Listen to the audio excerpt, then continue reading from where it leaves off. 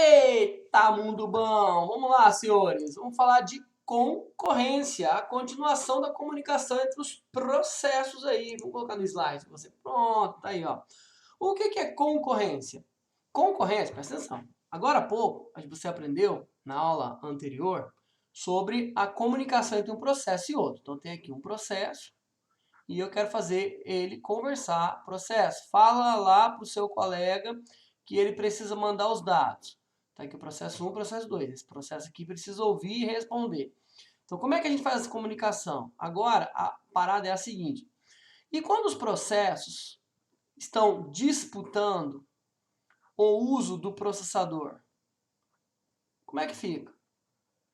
Do tipo, eles estão falando assim, olha, não, faz um negócio aqui pra mim, o outro, não, faz aqui pra mim, faz aqui pra mim. Você já foi em festa de escola, os caras montam uma barraquinha e fica todo mundo parado lá, fala assim, me dá uma coca, me dá uma coca, me dá uma coca, me dá um espetinho, me dá isso.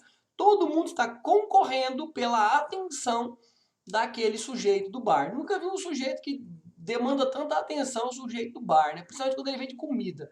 Ave Maria, comida é bom demais, é pensamento gordo já.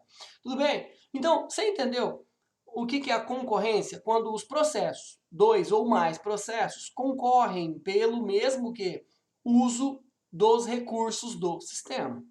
Bom, é o que está escrito aqui, ó. Quando dois processos precisam acessar a mesma região da memória ou utilizar os mesmos recursos simultaneamente. Essa ação recebe o nome de concorrência. É necessário encontrar um método de impedir que um ou mais processos tente ler ou escrever na memória compartilhada. Essa memória compartilhada ela vai ter um nome, tá? Ao mesmo tempo. Então nós chamamos de exclusão mútua. Se o processo 1 escreve, eu não posso depois escrever ao mesmo tempo, porque vai dar um monte de problema que eu vou te mostrar aqui. Nós chamamos também de sincronização, ou seja, eu vou sincronizar um processo, um mecanismo com outro. Tudo bem? Tranquilão? Vamos estudar? Vamos lá. Região crítica, que eu te falei, cara, isso aqui é algo que você vai precisar, você vai usar muito em prova, isso aqui cai muito, muito, muito, muito, muito. Você vai usar na prova com certeza, tá? Conceito de região crítica. O que é a região crítica? É a parte de um processo que está na memória compartilhada e entra em execução. Presta atenção. Normalmente, é o espaço de endereçamento dele, que ele compartilha com outro processo.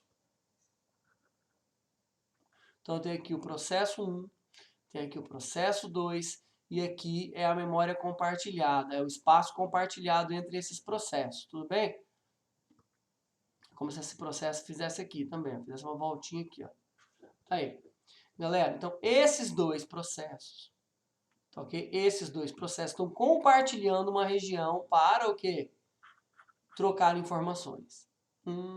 Legal. Ou você tem aqui uma região da memória RAM, você tem aqui uma região da memória RAM, essa é uma região da memória, e um processo vem aqui e escreve uma informação, o outro vem aqui e escreve uma outra informação. A informação anterior será apagada pela nova informação, isso é crítico.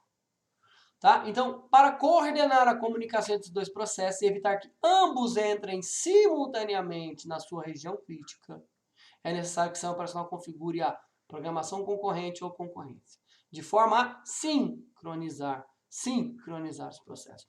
Você aprendeu o que é região crítica? Região crítica é a parte de um processo que está na memória compartilhada e entra em execução. Nós só devemos permitir, como programadores, se você vai fazer um sistema em Java, se você vai fazer um sistema em PHP, você vai fazer um sistema em Python, e esse sistema ele vai compartilhar processos, ele vai utilizar banco de dados, você precisa ter uma noção muito grande disso aí. Quando você estuda banco de dados, você estuda lá aquelas quatro ações do banco de dados, né? Atomicidade e etc. O que eu quero te dizer é que a concorrência ela visa estabelecer isso. Vamos imaginar que você está comprando pela internet o ingresso para ir assistir Matrix 4 ou John Wick 4. Você está comprando lá as poltroninhas. Então você está comprando essa poltrona aqui e você vai comprar para sua gata, então, que é a poltrona L1, 2. Aqui a L3, aqui a L4.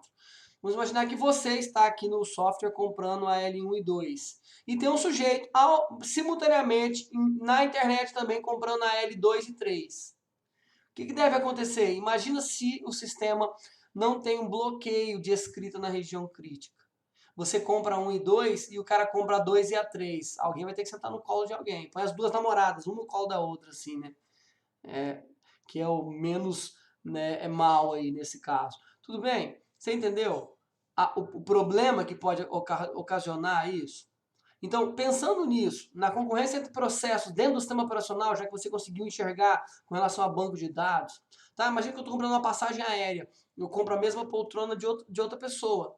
Pode dar aí o que nós chamamos de overbooking, tá certo? Então, isso aí é para banco de dados. Para processo é a mesma coisa, nós estamos disputando a memória RAM do computador, como se fosse um banco de dados, tá certo? Pensando nisso, nós temos que ter um cuidado geral aí de estruturar.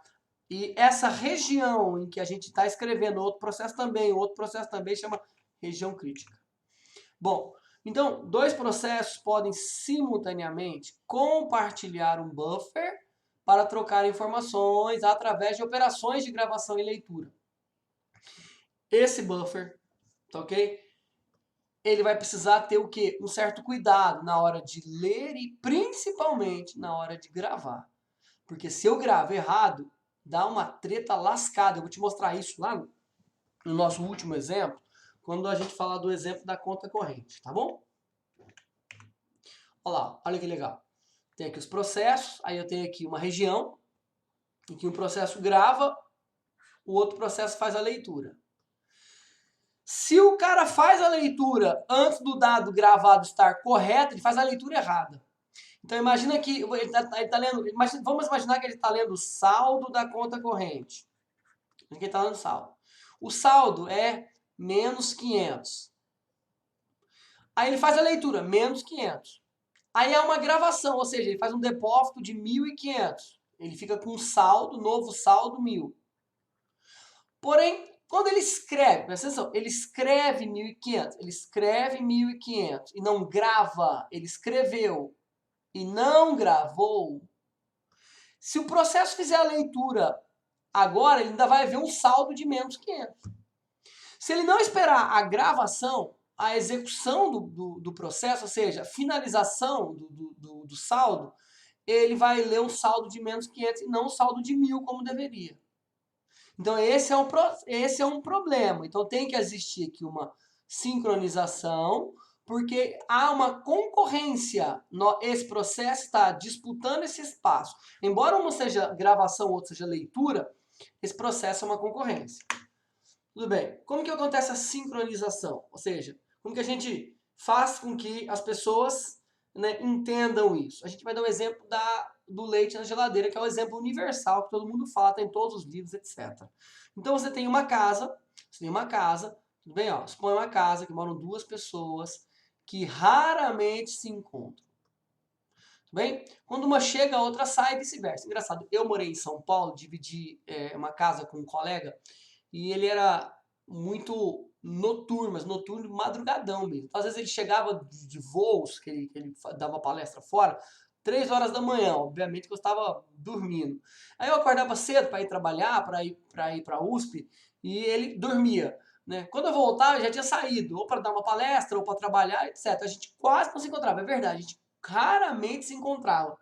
De final de semana eu viajava para minha casa, então isso era muito engraçado. Tá? Então, mais ou menos isso aqui, ó. Quando uma chega, a outra sai e vice-versa. A melhor forma de comunicação é através de bilhetes, tá? Ele está fazendo uma suposição, uma brincadeira. Nesta casa, consome-se sempre 1 litro de leite por dia, um parâmetro. Não pode ocorrer a falta, nem tampouco o excesso de leite. Imagina, porque se tiver muito excesso, vai azedar, vai perder o leite. Então, você não pode nem faltar, nem sobrar. Em um sistema computacional é assim também. É tudo muito ajustado. Não há falta nem sobra de recursos. Por exemplo, você não deixa o processador parado. Você não deixa o processador desocupado. Por quê? Porque você tem lá um puta de um cara para trabalhar e ele não está trabalhando. Ou seja, você tem um negócio, uma máquina muito cara e você está o quê? Usando de forma obsoleta. Tá certo? Ok, é a mesma coisa se você comprasse um trator da New Holland com uma super colheitadeira e utilizasse ela só para cortar grama. Fala, mano, você tá louco? Para cortar grama você compra uma maquininha, você paga 800 mil num trator para cortar grama. Paga 500 e compra um cortador de grama, tá certo? Mais ou menos isso. Você não pode nem subutilizar, nem, né, utilizar em excesso. Não dá certo. Tem que ser tudo muito ajustado. Então a sincronização visa essa ação. Legal. Vamos lá. Primeiro, o exemplo 1 do problema do leite na geladeira. Então, esse cara acorda às 6 horas da manhã. Ó, a timeline está aqui, tá? Essa é a timeline a ser seguida. 6 horas, a pessoa acordou, olha o leite, está sem leite. 6 e 5, sai para a padaria. 6 e 10, chega na padaria. 6 e 10, nesse timeline aqui, a pessoa B olha na geladeira e está sem leite. Ou seja, tá sem leite para a pessoa B. Ela não sabe o evento, ela desconhece os eventos anteriores.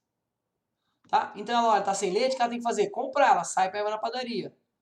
Aí ela chega na padaria. Esse cara aqui, o que? 6 e 15, ele sai da padaria, esse cara sai para ir para a padaria.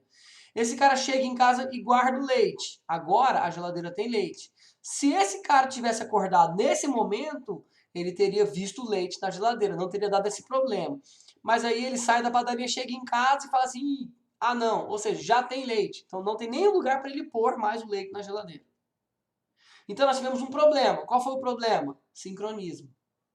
O problema aqui foi sincronismo. Então a gente tem que fazer o quê? Uma tentativa, exclusão mútua. Se eu compro leite, você não compra leite. Mas como saber? Como saber na nossa seção crítica, tá ok? Dentro dessa coleção de operações, qual o processo que vai executar de cada vez? Ou seja, qual o processo que vai comprar leite? Eu te dei uma alternativa aqui, ó, na verdade os livros, né? Existem várias maneiras de conseguir exclusão mútua. A maioria envolve algum mecanismo de trancamento. Ou seja, eu tranco aquela opção para eu realizar. Ah, legal. Mas se eu morrer, se eu entrar de férias, se eu não resolver não fazer, aí a outra pessoa também ficou o quê? Com a opção trancada. Ela não pode fazer e também não tem ninguém que faça. Então isso aí precisa de um grau de execução. Você que vai ser programador, quando você faz um sistema, se você criar muitas travas, muitos bloqueios, o sistema pode travar demais. Então ele não pode ser nem muito sensível, nem muito bloqueado. Bom, primeira tentativa, vamos lá.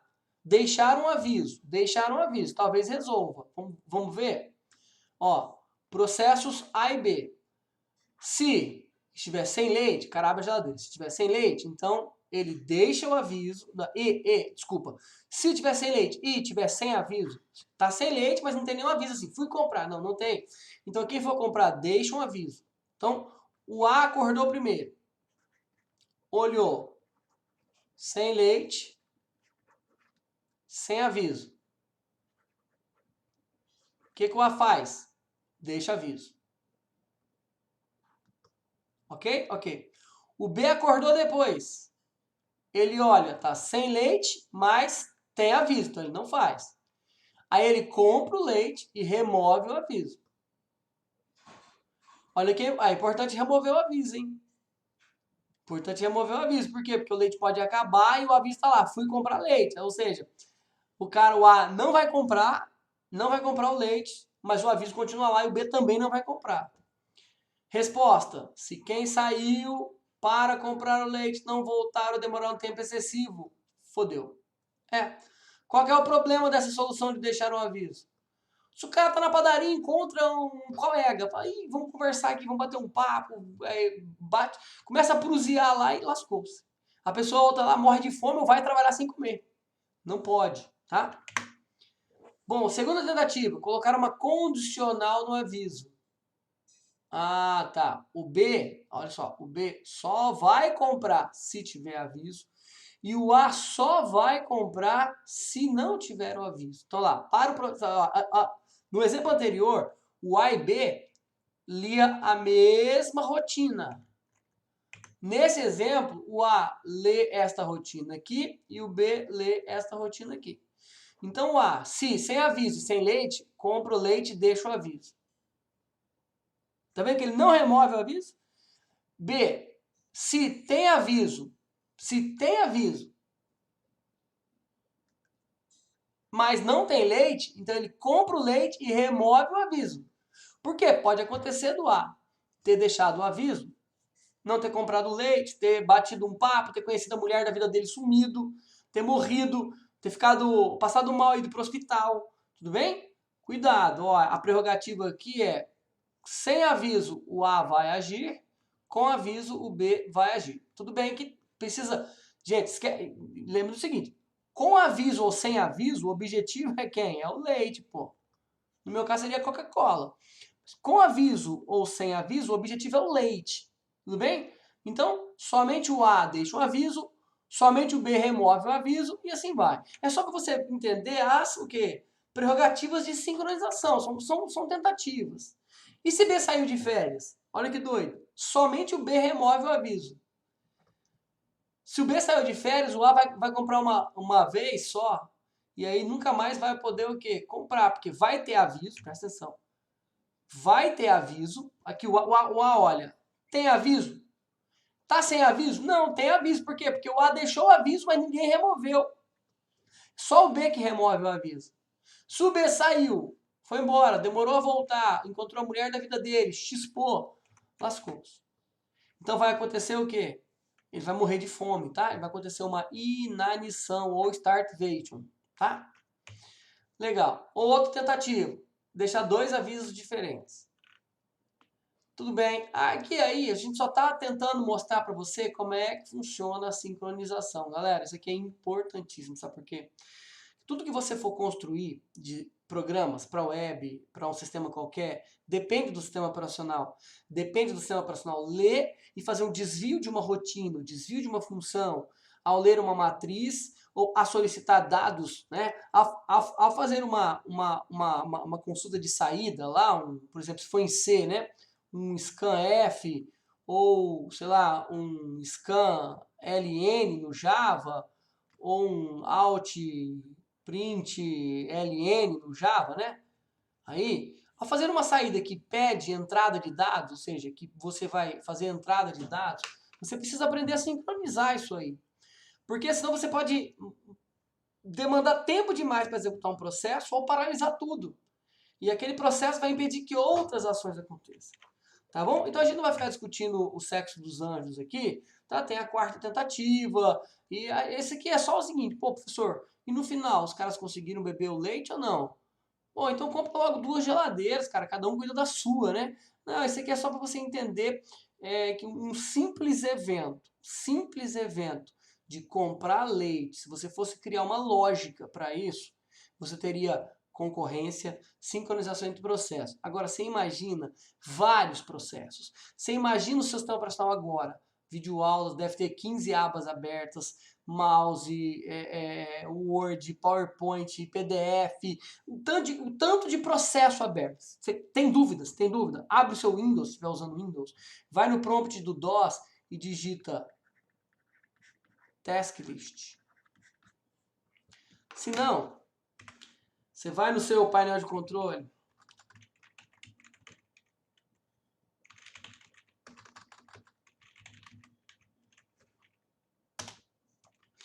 dá um Ctrl Alt Del, vai em ferramentas administrativas.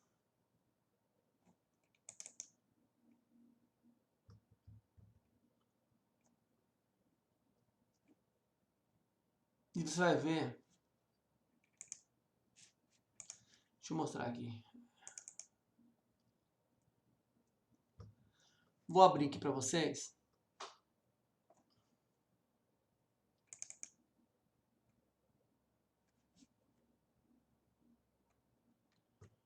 Vamos ver como é que ele vai apresentar. Ó.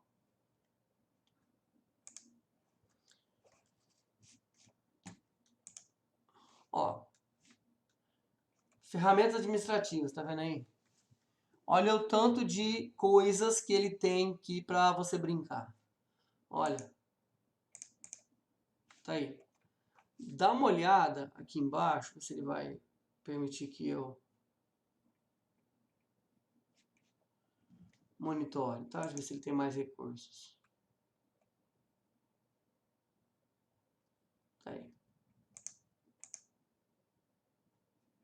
Ó, resultados. Aqui a gente vai mostrar o tantão. Se você dá um Ctrl Alt Del aí, você vai conseguir ver tudo, tá?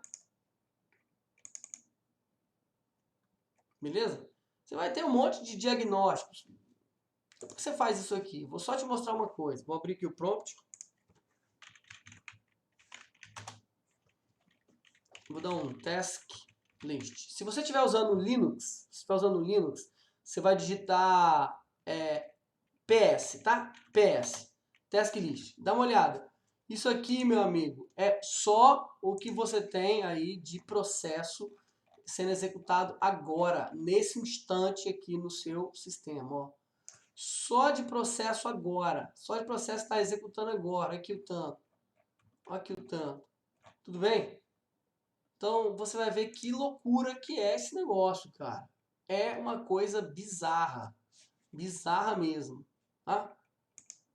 Então, pensando nisso, você imagina que aqui nós estamos olhando para A e B. Você imagina olhando para um monte. Tá? Imagina olhando para um monte. É isso que eu estou tentando te mostrar. Bacana? Bom, existem alguns programas, alguns comandos aí, principalmente no C, né? São comandos da linguagem C, que é o fork e o join. Tá bom? Para você o quê? Criar, para você fazer essa tentativa de sincronização, tá? Bom, então a concorrência, esse cara aqui é o pai da concorrência. Tanto é que ele cria lá a ideia do jantar dos filósofos, tá bom? A gente vai ver isso depois. Então ele cria aí alguns comandos de parametrização, tá? Para begin, para end, né? Co-begin e co-end. Para quê? Para que serve o comando par begin? Qual é a sequência de comandos executada concorrentemente? Ou seja, né? É um par de juntos, é um par, é um casal, né? Ou seja, é um comando que você vai o quê? Sincronizar os processos. Tá bom? Então ele vai criar e sincronizar. Para cada comando, dentro do processo, vou ter comandos, eu vou ter o quê? O comando par end, que define um ponto de sincronização. Por quê? Porque se der pau, a partir daqui você pode voltar e fazer a sincronização. A partir daqui você vai fazer uma sincronização, ok? Então ele vai falar o seguinte, ó. Esse processo ele depende desse cara aqui. Então esse aqui é um ponto de sincronização. Quando tudo aqui estiver certo, aí você pode continuar o novo elemento. Então aqui ele vai o quê? Criar um par end.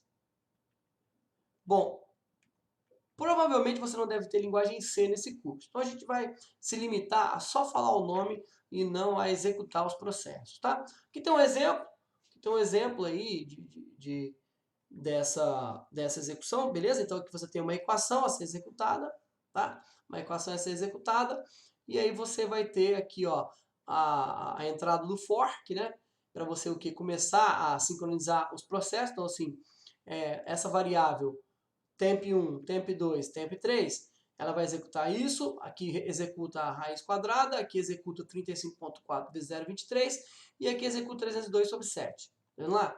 Ó, aqui é uma equação, aqui é outra equação, aqui é outra equação, e a unidade x, o que? Tem que receber a soma desse cara com esse, menos o que restou aqui com esse. Então aqui o que? Depois que ele sincronizou, que ele fez cada uma das partes, ele sincronizou. Quando terminar tudo isso, automaticamente ele faz o quê? 1, 2 e 3. E aí ele escreve na tela x igual ao resultado x aqui que ele calculou. End. Todos foram felizes e tiveram filhos e se amaram no final. Aí. Tudo bem? Entendeu? A concorrência, ou seja, a sincronização, eu sincronizei etapas e obtive um resultado bonitinho. Tá? Ok. Quando eu compartilho recursos, isso aqui é importante, muito importante. Por quê? Porque graças a isso, o sistema passou a ser de fato multitarefa real, ok? Multiusuário. Então, houve uma compreensão de sincronização quando um processo compartilha recursos com o outro. Porém, nós criamos um outro problema. Qual foi o outro problema? É que o processo ele resolve não compartilhar. Aí o processo ele precisa para sobreviver daquele recurso e ele não foi compartilhado. É a morte para ele. Ou seja, ele precisa beber leite para ir trabalhar, não tem o leite, o cara foi comprar e não voltou. Tá certo? Então assim, tá esperando aquilo. Para ele continuar, ele precisa daquilo. Isso é um problema. Beleza? Então, o primeiro problema de compartilhamento de recursos é a gente olha no problema da conta corrente, até você entender o que? O deadlock. Tá bom? Ele vai fazer o seguinte, ó, presta atenção, aqui, ó, eu vou explicar mostrando aqui, tá? Ó, o programa faz o seguinte, ele lê, aí ele faz uma leitura da entrada, aí ele registra isso, ou seja, o saldo novo é o quê? Saldo do cliente mais valor depositado retido, e aí ele escreve o quê? O arquivo contas e escreve o registro do cliente. E aí termina. Presta atenção então, vamos lá. Primeira instrução, leitura. Você é ser humano, esse aqui é computador, você tem que ler linha a linha, tá? Você já aprendeu isso em algoritmos. Primeira instrução, leitura. Aí, saldo, R$1.000. Valor para depositar, nada. Então, saldo na memória é 1.000. Aí ele vai fazer o quê? Fazer a leitura. Aí houve o quê? Uma retirada. Houve uma retirada. Então, saldo do arquivo é 1.000. Valor de depósito retirado é 1.000. Saldo ainda está em 1.000. Por quê? Porque ele ainda não fez a execução disso.